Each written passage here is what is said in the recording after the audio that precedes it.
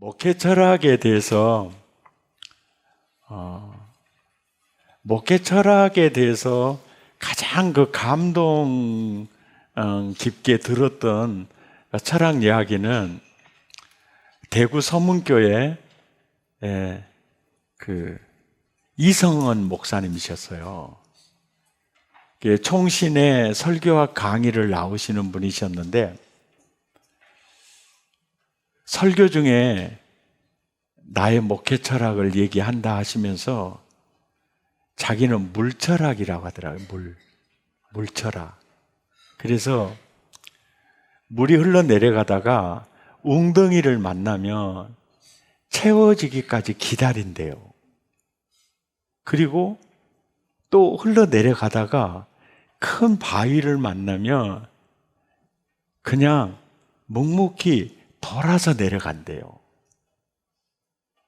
그래서 나는 물처럼 목회한다고. 그 얘기가 참 좋다. 참 좋다. 그 생각을 했고요. 그 다음에 목회 철학을 자주 표현했던 목사님이 옥하는 목사님이셨어요. 옥하는 목사님, 나의 목회 철학은 제자 훈련이다. 나의 목회 철학은 제자 훈련이다. 옥하는 목사님의 목회 철학은 제자 훈련이었어요. 그래서 나도 평생 철학이 있어야 되겠다 마음을 먹었어요. 그래서 철학이 있어야 되겠다 마음을 먹고 성경을 읽다가 늘 묵상하면서 내 철학을 찾았어요. 그 철학이 뭐냐면은 땅의 모든 족속에게 복이 될지라. 너는 땅의 모든 족속에게 복이 되라. 그러면서 거침돌이 되지 말고 디딤돌이 되줘라. 그래서 제 철학이 디딤돌입니다. 디딤돌. 그러니까 교인들 누구도 나를 딛고 잘 됐으면 좋겠다. 우리 부교육자들도 내가 디딤돌이 되고 싶다. 나를 딛고 나보다 더 훌륭한 정말 일꾼이 됐으면 좋겠다. 그리고 우리 아이들에게 또 항상 나를 딛고 이렇게 했으면 좋겠다. 이게 디딤돌 철학이었어요. 그런데 그 디딤돌 철학이 나를 참 복되게 했습니다. 복되게 했고, 그러면서 제가 깨달은 게 이성은 목사님의 물철학도 목적 철학이 아니라 어떻게에 대한 방법 철학이었어요. 옥하는 목사님도 무엇을 위하여 하는 목적 철학이라기보다 목회를 어떻게에 대한 철학이었고, 디딤돌도 어떻게 방법 철학이었어요. 근데 제가 깨달은 게 우리 목회자들에게는 목적 철학이 필요하다는 거죠. 목적 철학. 그러면서 이제 보세요. 하나님이 천지를 창조하시는 목적이 어디 있었을까요? 그것은 창세기 1장에 좋았더라, 토부, 행복했더라예요. 이게 토부예요, 토부. 그리고 모세의 철학이 있다면은 뭘까? 그건 토부였어, 토부. 그래서 토부, 샬롬, 샤마흐, 엣제르 다 행복이었어요. 그리고 예수님이 전하는 복음의 주제가 하나님의 나라, 그게 바로 목적이었어요. 바울이 전하는 복음의 주제가 하나님의 나라예요. 그 목적을 위한 거였어요. 오직 하나님의 나라. 그래서 저의 목회 철학, 이게 목적 철학이거든요. 철학은 히브리어로 토부입니다. 신학적으로 하나님의 나라, 하나님의 나라를 위해서 사는 거예요. 그리고 적용 언어로 행복입니다. 행복. 근데 저의 목회 철학은 히브리어로 토부이고 신학적으로 하나님의 나라이며 적용 언어로 토부입니다. 행복입니다. 이거를 가끔 설교할 때 얘기를 해요. 그래야 교인들과 함께 공유할 수도 있고요. 또 하나는 내가 단에 섰을 때 내 얼굴을, 내 낯짝을 행복 모드로 자꾸 행복한 척이라도 해야 되니까요. 이 김상복 목사님 말대로 행복한 척이라도 해야 된다 안 하지 않습니까? 그러니까 목회 철학에 행복인 사람이 낯짝이 왜 그래? 그러면 안 되잖아요. 그러니까 이 목회 철학이 이렇게 나를 이끌어가는 거죠. 이끌어가는 거죠. 저의 목회 철학은 행복입니다. 비전. 하나님의 비전이 나의 비전이고 하나님의 비전이 여러분의 비전이잖아요.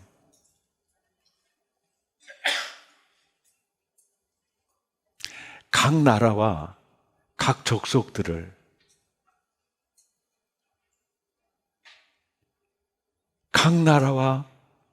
족속들을 하나님을 행복하게 하는 하나님 나라 모델하우스로 세우는 겁니다. 그러니까 각 나라와 각 족속들을 그 하나님을 행복하게, 어떨 때 하나님 행복합니까? 그들이 다 하나님의 나라를 누리는 자로 세워질 때요. 하나님 나라 모델하우스로 세워질 때 그게 하나님의 비전이거든요. 이 각 나라와 각 족속들을 하나님을 행복하게 하는, 하나님을 기쁘시게 하는 하나님 나라 모델하우스로 세우는 겁니다. 여러분, 전체 구속사의 목적, 그 비전, 미래에 이루어질 완전한 청사진이 바로 그겁니다. 하나님을 행복하게 하는 하나님 나라 모델하우스를 세우는 거예요. 사명, 이것입니다. 하나님의 영광을 위하여. 하나님의 영광을 위하여. 하나님은 언제 영광을 받으시나요? 내가 하나님의 나라를 누리며 살 때입니다. 하나님의 영광을 위하여 하나님의 나라를 누리고 하나님의 나라를 보여주고 하나님의 나라를 확장해가는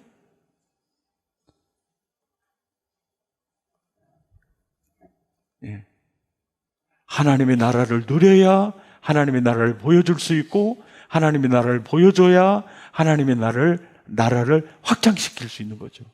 그래서 내 사명이 그겁니다. 하나님의 영광을 위하여 하나님의 나라를 누리고 하나님의 나라를 보여주며 하나님의 나라를 확장해 가는 것이 내가 이 땅에 존재하는 이유입니다.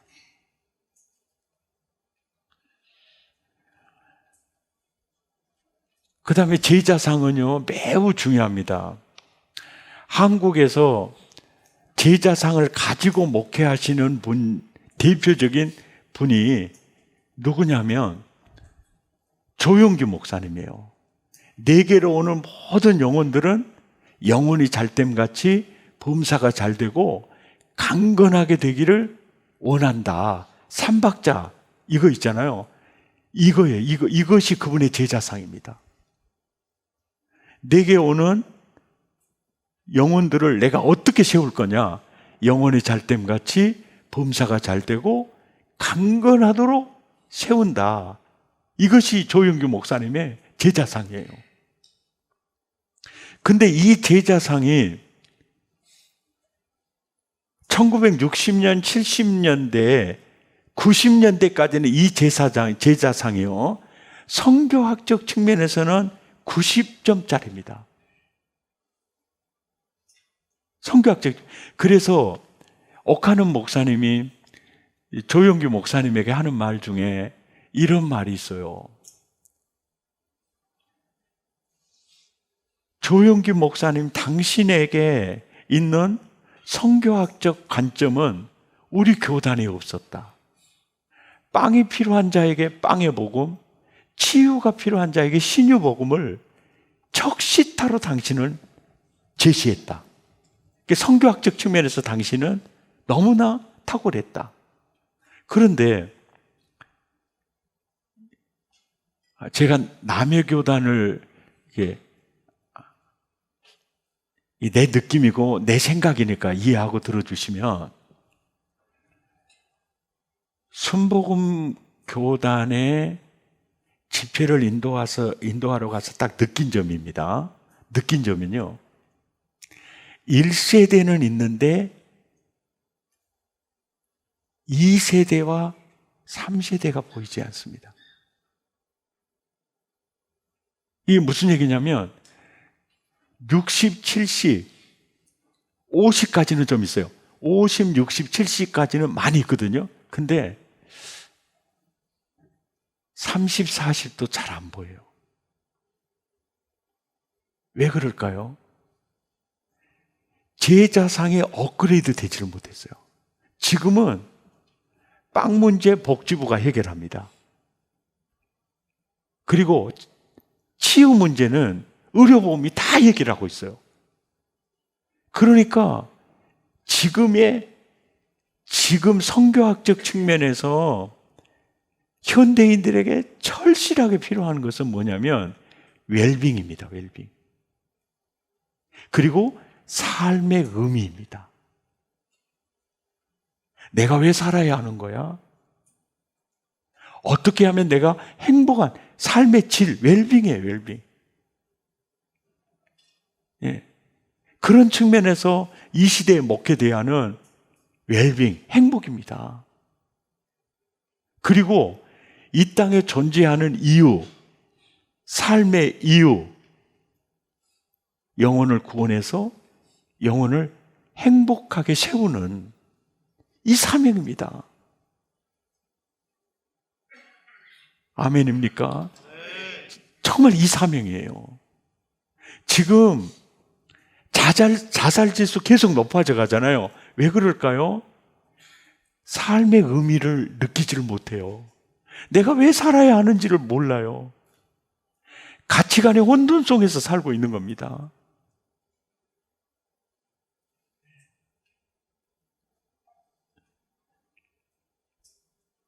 그래서 사실은 조영규 목사님의 그 제자상이 많은 영혼을 구원하는데 굉장히 중요한 역할을 했습니다.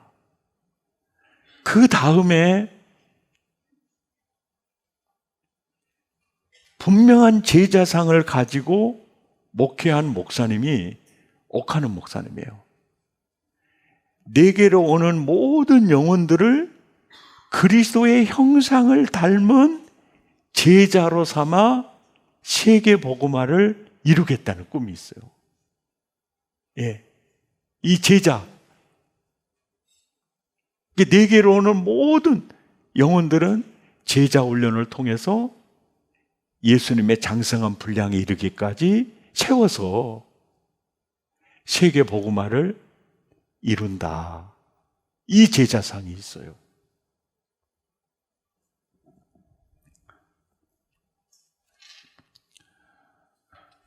저의 제자상, 우리의 인생의 목적이 하나님을 영화롭게 하는 거잖아요. 내게 오는 모든 영혼들을 어떻게 하나님을 기쁘시게 하는 영혼들로 세웁니까? 이로써 그리스도를 섬기는 자가 하나님을 기쁘시게 한다. 이게 뭡니까? 하나님 나라 모델하우스로 세우는 겁니다. 왜? 하나님 나라 모델하우스로 세워야 하나님 나라를 누릴 수 있고 보여줄 수 있고 확장해 갈 수 있고 또 이것을 하나님이 제일 기뻐하니까. 그래서 저의 제자상은 누구든지 내게 오는 영혼들은 하나님의 나라 누리는 모델하우스로 세운다. 아멘이죠. 이 제자상이고요. 그다음 우리 교회에 이제 4가지 목표가 있습니다. 4가지 목표가요. 첫째 목표가 뭐냐면 지역을 살리고 민족을 살리고 열방을 이끌어갈 지도자를 세우는 것입니다. 그러니까 이 지도자를 세우는 것이고 그 다음에 하나님의 나라를 누리고 하나님의 나라를 보여줄 하나님 나라 모델하우스로 세우는 겁니다. 이게 2번째 목표고 3번째 목표는 예수님 재림하실 때까지 선교 사역을 마무리하는 것입니다.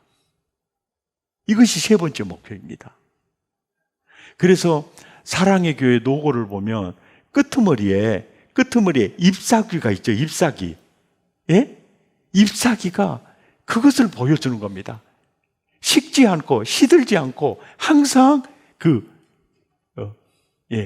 선교 사명에 항상 시들지 않는 푸른 잎사귀. 예. 그거 그냥 멋으로 붙여놓은 거 아닙니다. 멋은 있긴 있어요.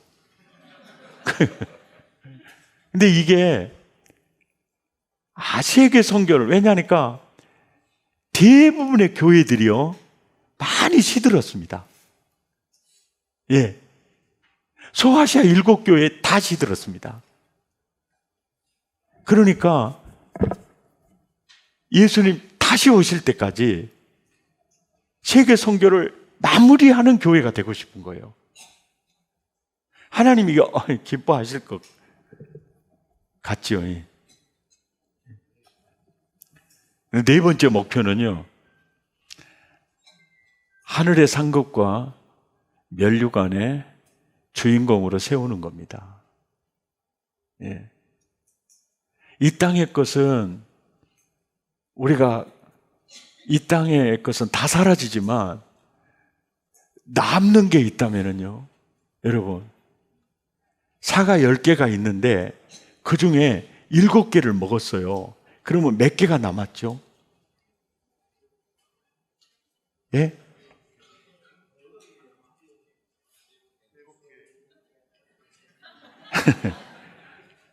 이 백여시들만 있어요.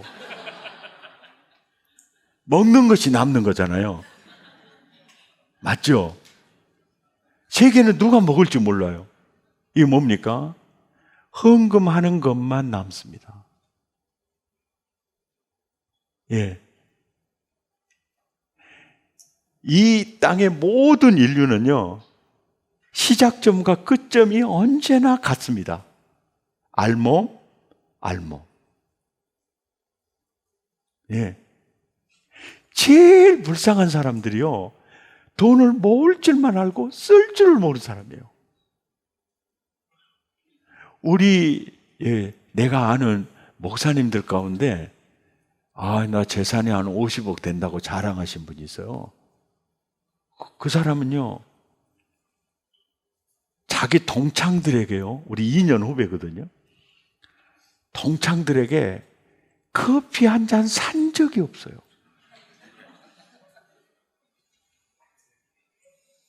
그래서 제가 깨달았어요.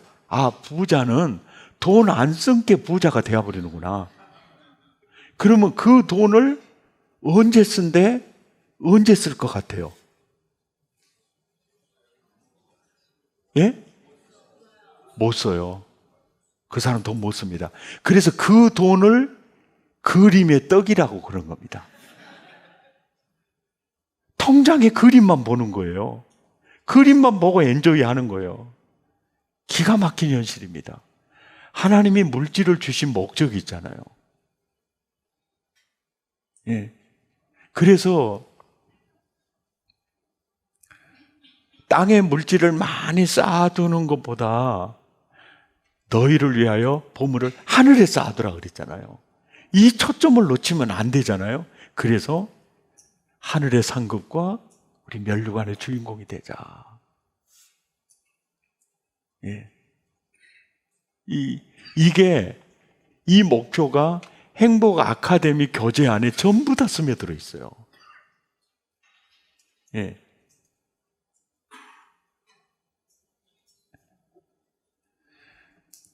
그 다음에 이제 전략이요, 전략.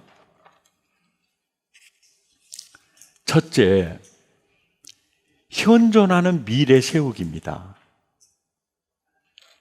왜 현존하는 다음 세대를 이렇게 현존하는 미래로 표현을 하는 겁니다. 왜냐하면 지금 우리 교회 학교 아이들이요, 현존하고 있지 않습니까? 이들이 미래이기 때문입니다. 그러니까 이들을 놓치면 뭘 놓치는 거죠? 미래를 놓치는 겁니다. 근데 이제 우리 사랑의 교회 목회의 중심축이 바로 현존하는 미래 세우기입니다. 목회의 중심축이 우리끼리 있으니까 얘기죠. 작년이 아닙니다. 그들은 돈만 내면 돼요. 그들은 기도만 해주면 돼요. 이거 절대 소문내지 마십시오. 그래서요, 특세, 부흥의 대부분은요, 현존하는 미래에 포커스가 있습니다. 예.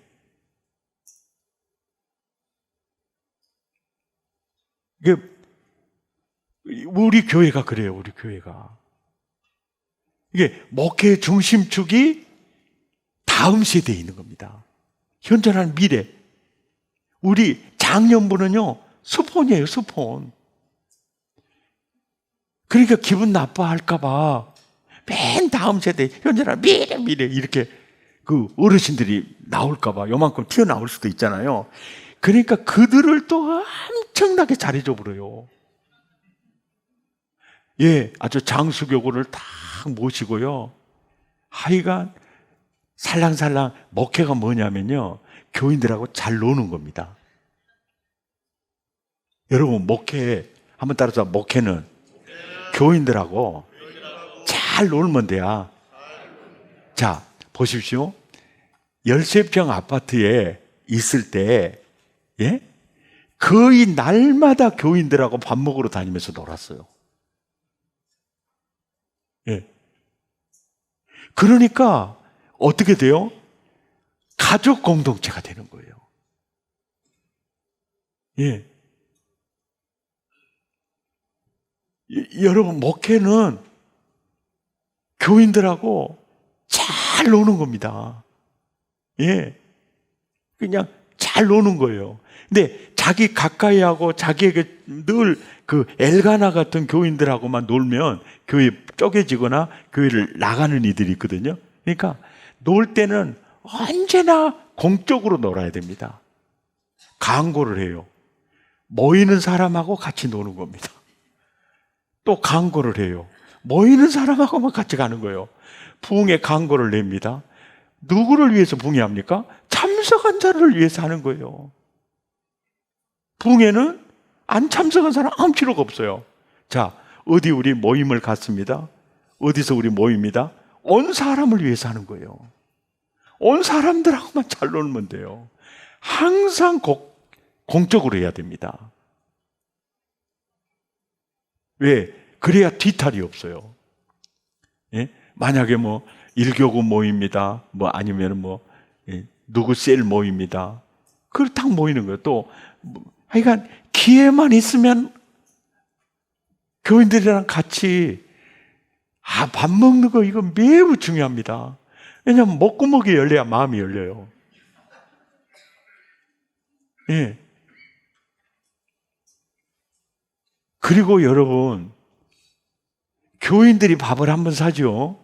그러면 교인들의 밥만 얻어먹는 목사가 되잖아요. 그러면요, 이게 물질의 힘인데요, 교인들의 손아귀 속으로 목사가 들어가게 됩니다. 누구든지 그래요. 누구든지 저분이 밥을 잘 사. 한 번 사고, 두 번 사고, 세 번 사고, 또 얻어먹는 밥이 맛있다 하더니 진짜 맛있다, 야. 나중에 한 4번 먹으면요, 내가 그분의 손에 들어가 있어요.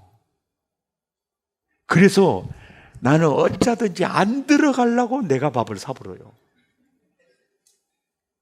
이거 주치예요. 예. 그냥 내가 사주는 거죠. 예. 근데 희한한 원리가 있어요. 대접하는 자가 훨씬 더, 주는 자가 더 복된 게 사실이에요. 누구를 통해서도 그 돈이 또 채워져요. 하나님 살아계신 믿으시죠?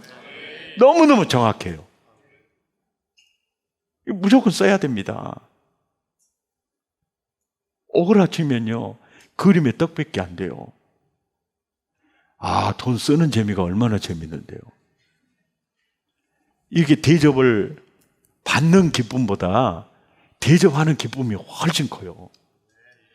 이 교인들하고 이렇게 할 때 여기 한 번 사면 나 한 번 사고, 여기 한 번 사면 나 한 번 사고, 그러세요. 예. 요즘은 그 갈등이 많으니까 MZ세대는 터치페이 하잖아요. 그거 진짜 인간미가 없는 행동이거든요. 왜 그래요? 그들이 그게 더 편하대요, 편해. 그런 것보다는 한국인의 정서는 그게 좀 그렇잖아요.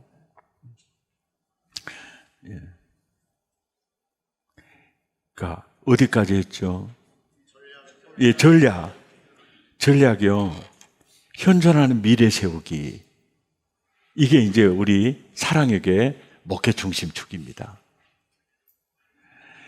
그러니까 이게 말로만 이렇게 되는 게 아니고, 이 건물도요, 딱 유년, 초등, 중등, 고등부 예배실 여기가 있거든요.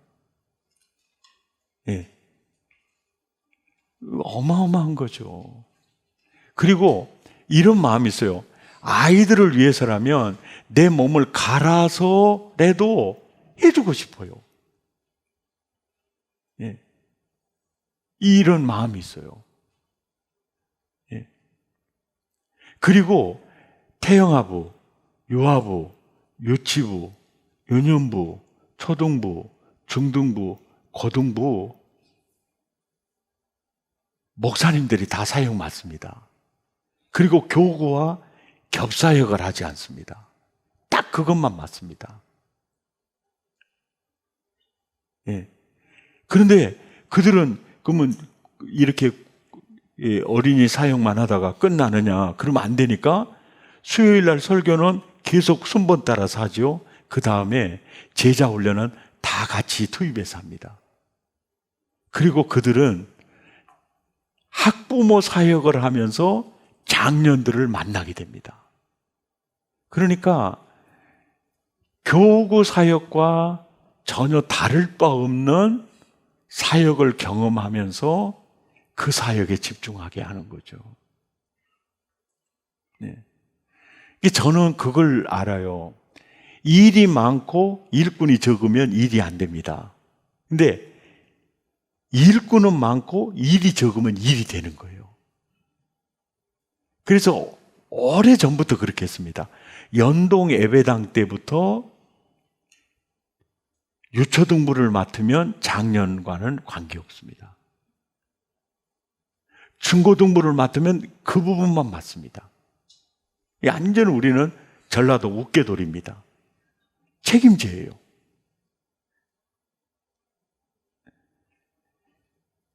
그 다음에 이제 두 번째 전략은요, 예배입니다, 예배. 왜냐하면 예배가 사람을 구원하는 큰 그물입니다. 여러분, 대부분의 사람들은요, 예배 시간에 거듭납니다. 예배 시간에 성령 받습니다. 예배 시간에 주님 만나요. 예. 예배.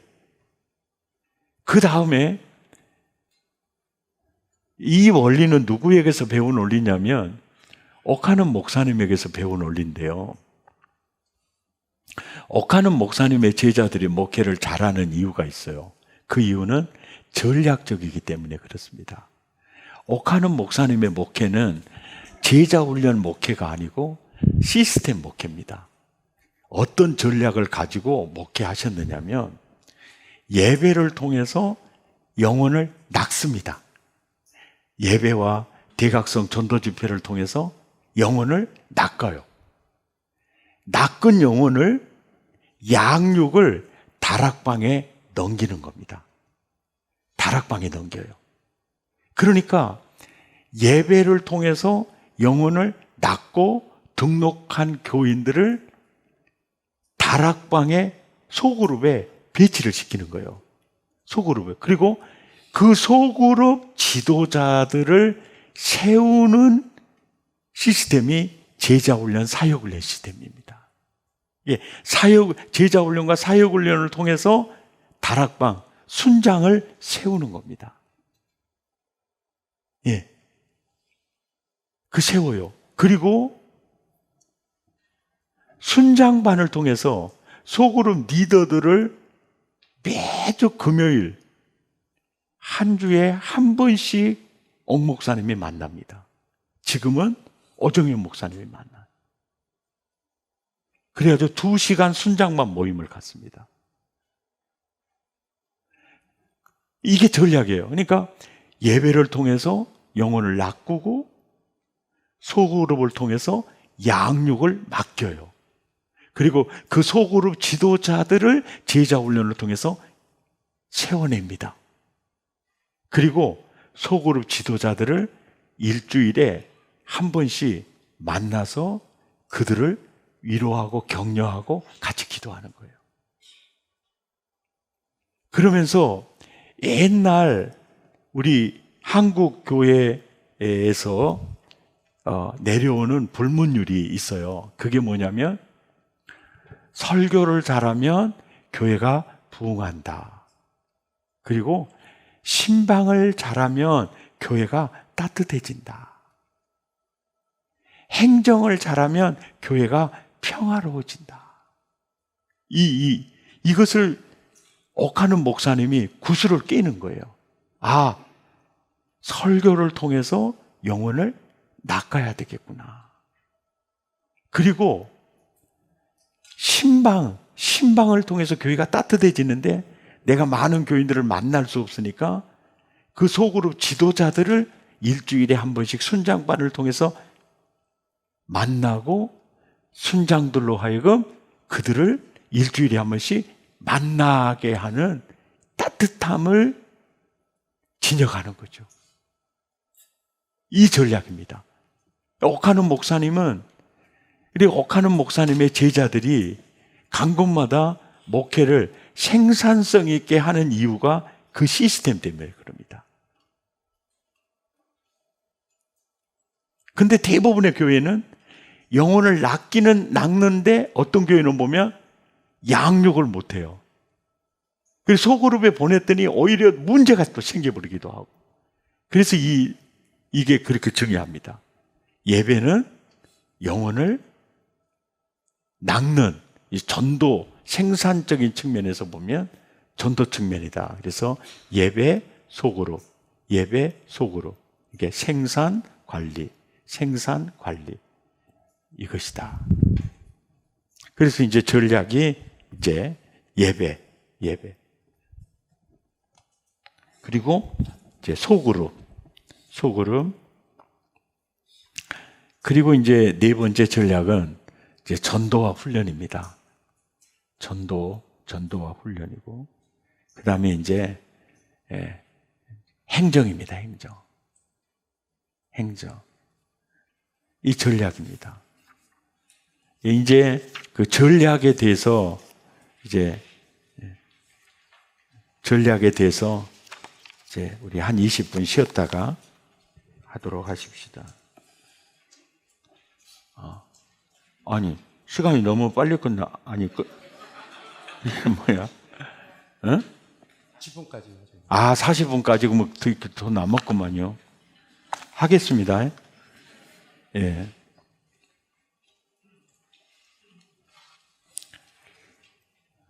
팔 8강. 현존하는 미래 세우기 전략인데요. 현존하는 미래 세우기, 아이들이 좋아하는 공간 꾸미는데요. 이것은 이제 복도를 이용한 놀이터 만드는 거요. 이게 3층 놀이터고요. 그다음에 이제 4층 놀이터인데, 이 놀이터, 여기는 사실은 사람이 통행해야 되는 통로인데 커요. 근데 그 한쪽에다가 놀이터 시설을 하는 거죠. 그러니까 혹시 여러분의 교회도 사람이 이렇게 출입해야 된 통로일 때 그것을 이용해서 아이들을 위한 놀이터를 이렇게 구성하는 거. 4층에는 이제 여러분 피곤하시면요, 여기 안마기도 있거든요. 가서 안마도 받고 들어오셔도 돼요. 그 다음에 그 3층, 4층 통로에 마련된 이런 놀이터, 매듭으로 하는 이런 놀이터는 이분이 이제 개발한 것이라요. 단가가 세요. 단가가 셉니다. 예, 그러는데 이제 한 장 넘기시면 어린이집 실내 놀이터 있잖아요.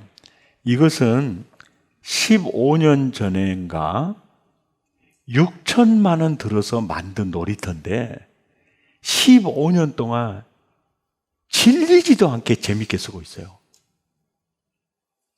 그러니까 많은 교회에서 여러분 이렇게 어린이 놀이터 이런 공간이 혹시라도 있으면 실내 놀이터 그러니까 가격이 저렴하면서도 이렇게 놀 수 있는 놀이터 한 공간을 만들어주면 아주 좋아요. 좋습니다. 그리고 이제 드림채플 2층에 이제 놀이터잖아요. 그리고 옥상을 이용한 이런 놀이터. 그러니까 이 놀이터를 이렇게 해놓으면 아이들이 교회 가고 싶어 해요. 그리고 이렇게 놀이터를 해놓는 이유가 맞벌이 부부들의 저녁 식사 후에 잠자리 들기 전까지가 전쟁터거든요. 그때 아이들이랑 같이 교회로 이렇게 끌어들이는 전략입니다. 예. 그리고 아이를 키우시는 분들의 조금 이렇게 힘을 좀 이렇게 교회가 이렇게 어떻게 도와줄 수 있겠는가. 이런 측면에서도 이렇게 이제 이 놀이터를 갖고 있고요.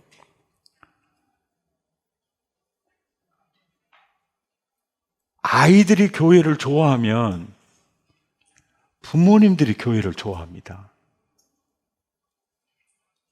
예, 부모님들이 교회를 좋아해요. 예. 아이들이 교회를 좋아하면 아이 엄마 아빠를 이렇게 교회로 자꾸 끌어들이니까 저녁 예배 드리는 사람들 중에 30, 40대가 많아져요. 30, 40대가 정말 저녁 예배 안 나오거든요. 예. 그들은 낮 예배 한번 드리는 것으로 그냥 모든 게 끝나는 거로 생각을 하잖아요. 근데 그러니까 이 어린이들을 이렇게 자꾸 교회로 이렇게 끌어들이는 이유는, 지금 어린이 놀이터를 이렇게 시설하는 이유는 처음에 시작하는 전략의 첫째가 뭐였냐면 3, 40대를 잡기 위해서였어요. 예. 교회가 너무 고령화되니까. 그리고 이러다가는 나중에 이 허리가 사라지는 거예요. 그래서 이제 이 작전을 썼는데, 저희 교회 이제 저녁 예배 설교하러 오시는 분들이 이구동성을 하는 공통적인 말이 뭐냐면 젊은이들이 많이 있다는 거예요. 왜 그러냐면 꼬맹이들을 불러내니까. 예. 우리 태호 이 손자 같은 경우에도요, 유년부 찬양팀이거든요. 찬양 연습이 있다고 교회 가는 발걸음이 굉장히 행복해요. 그 교회 가서 안 와. 저녁 예배 드릴 때가 왜? 드림 채플에서 논이라고. 이렇게 드림 올드에서 논이라고. 안 와요. 그럼 우리 집에서는요, 태호가 없는 게 얼마나 안식처인지 몰라. 대박이야, 대박. 이거 너무너무 이게 할 수만 있으면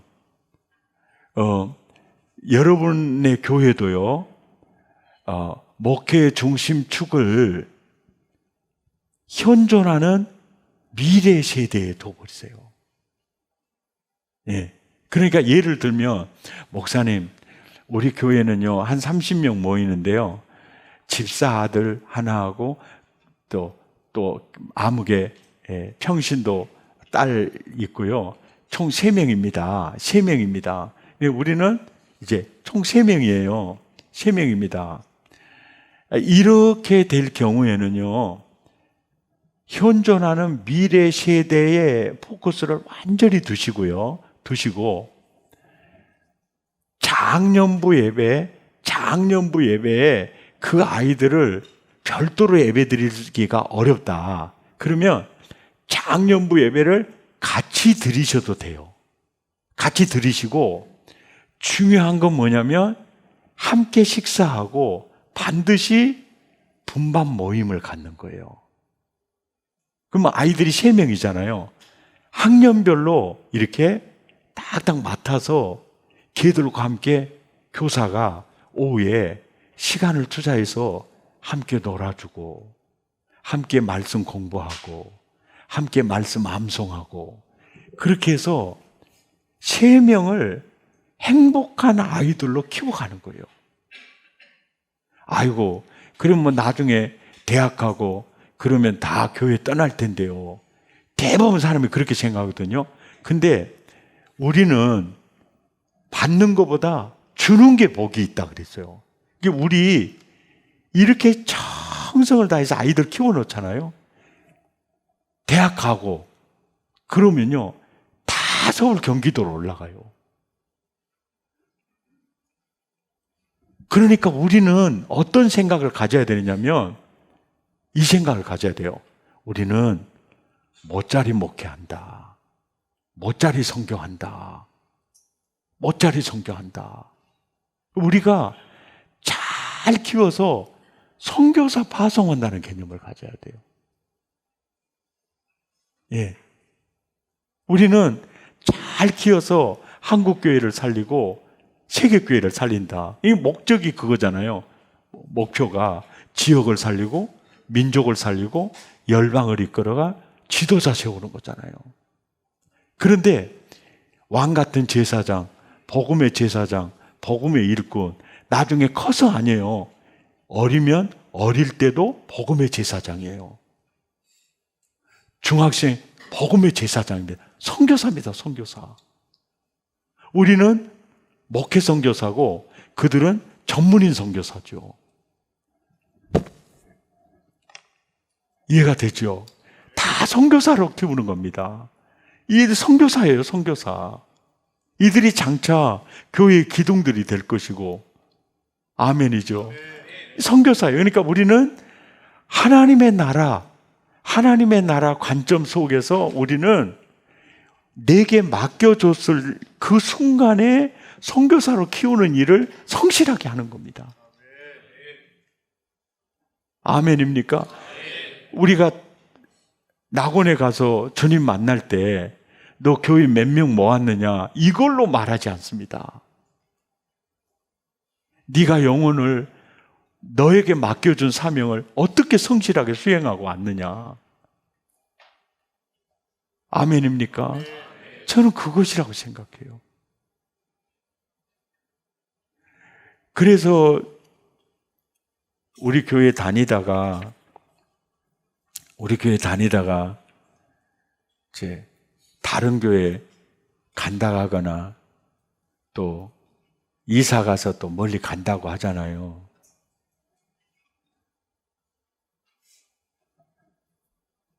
제가 그렇게 가면 아쉽기도 하지만 선교사 파송한다고 생각을 해요. 예. 그냥 선교사 파송한다고 생각을 해요.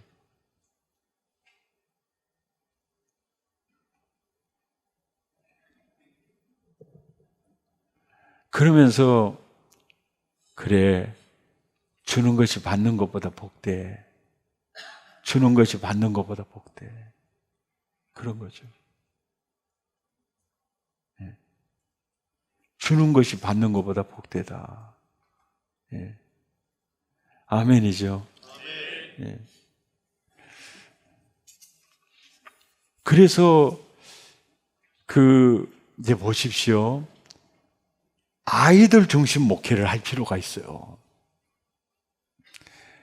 그래서 여러분이 어느 지역에 목회를 하든지 그 동네에서 내 자식 잘 키우려면 어느 교회 보내야 돼? 이 정도가 돼야 된다고 봐요. 그 교회 보내면 아이 잘 키울 수 있어. 근데 우리는 여기서 유태인들의 아름다운 모델을 본받을 필요가 있어요. 유태인들의 아름다운 모델. 유태인들은 성년식을 하는 13세까지 부모가 자녀를 양육하는데 목숨을 겁니다. 그리고 성인식이 딱 끝나면 이제 모든 재정관리, 모든 것은 스스로 결정하고 행동을 합니다. 그러니까 유태인들은 임신해서 성인식을 할 때까지 자녀 교육에 목숨을 걸어요. 근데 우리 한국은 학교 보내고 학원 보내면 부모가 해야 될 일 다 했다고 생각하고 방치해요. 그리고 나중에 보면 그들이요, 세상 교육도 실패했고 신앙 교육도 실패했다는 것을 느껴요.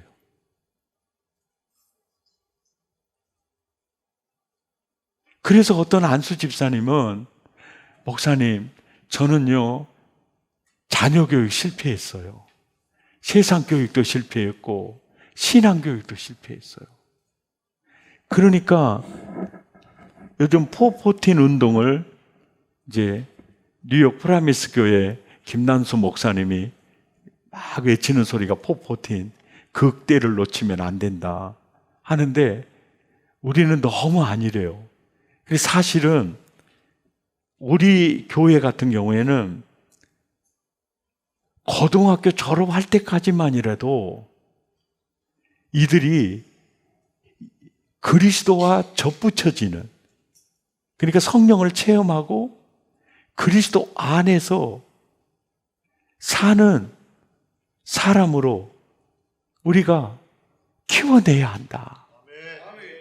이때 잘 키워내지 못하면 부모는요 평생 가슴에 돌덩어리 돼요.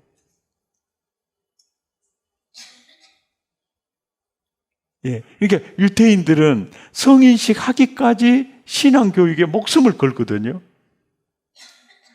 근데 그들이 성인식 한 다음에는 너무너무 반듯하게 자라가는 거예요. 물론 거기서도 돌연변이가 있겠지만. 자녀 교육에 대해서는 이건 모든 세계인이 인정하는 거잖아요. 그러니까 현존하는 미래를 고등학교 졸업할 때까지 우리가 잘 세워놓으면 그들이 미래가 되는 거잖아요.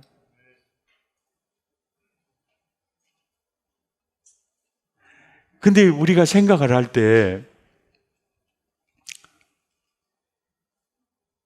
우리에게 아무 목회에 별로 아무 도움이 되지 않을 것 같다.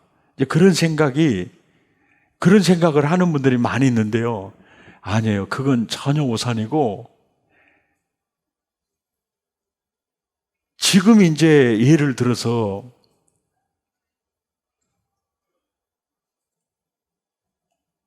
옥하는 목사님이 성덕교회 대학부를 맡아서 사역을 할 때 있었던 형제가 이랜드 그룹 박성수 회장이거든요.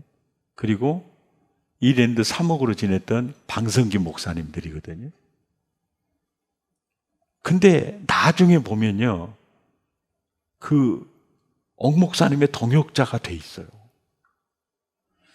이찬수 목사님이 중등부, 고등부에 오랜 세월 동안 했거든요. 분당 우리 교회 개척할 때 그들이 엄청난 멤버가 된 거예요. 다 가게 돼 있습니다. 어디서든지 만나게 돼 있어요. 그러니까 사실은 지금 교회 학교를 맡아서 그들을 정말 하나님의 사람으로 잘 세워두며 그들이 컸을 때 내 평생에 잊을 수 없는 목사님이 누가 되느냐면 백동준 목사가 되는 게 아니라 이강성 목사가 돼요. 정강복 목사님이 돼요.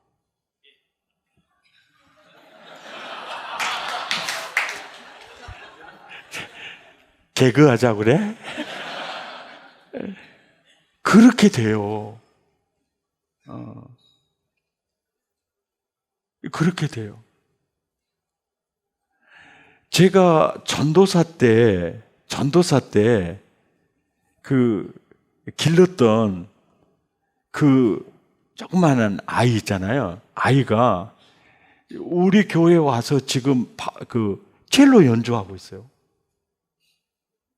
언제 다시 만날지 몰라. 그리고 우리 교회에서 이렇게 믿음으로 잘 세워졌던 아이가 달라스의 이은상 목사님 심무하는 교회가, 예? 아니야, 빈내리 교회 아니고 세미양 교회. 세미양 교회 아주 거기 또 굉장히 좋은 지도자예요. 그래, 이렇게 보면 사랑의 교회에서 훈련받은 그들이 요소요소예요. 얼마나 아름답게 하나님 나라 기둥들이 돼 있는지 몰라. 그게 우리의 보람이잖아요. 근데 지금 우리 한국교회에 발에 불 떨어졌거든요. 발에 불 떨어졌는데 아무리 경제 지수가 높아져도요, 성령 운동하는 교회는 꾸준히 일어납니다. 예. 호주 같은 경우에 자유주의 신학으로 호주 교회가 폭탄 맞았잖아요. 그런데 시드니 힐송 처치 같은 경우에는 일어납니다. 예. 진짜 성경에 나와 있는 대로 오직 성령의 충만함을 받으라. 여기에 길이 있어요. 아멘입니까? 성령 운동이란 영혼 구원에서 하나님 나라 성령 안에서 의와 평강의 희락을 누리는 그 운동이거든요. 은사 운동하자는 게 아닙니다. 은사는 도구일 뿐이에요. 아멘. 우리 전우자와 인사 한번 잘해봅시다. 한 영혼에 한번 집중해 보세요.